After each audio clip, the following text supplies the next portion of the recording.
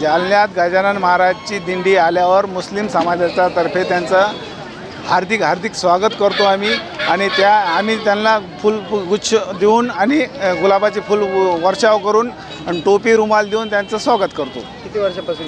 5 वर्ष झाले आहे. 5 वर्षापासून हे कार्यक्रम आम्ही राबवत आहोत मुस्लिम समाजातर्फे. काय उद्देश? काय नाही, सगळ्या समाजाने एक मिळून राहावं यासाठी आम्ही हे कार्यक्रम करतो. काय नाव तुमचं? शेख इब्राहिम.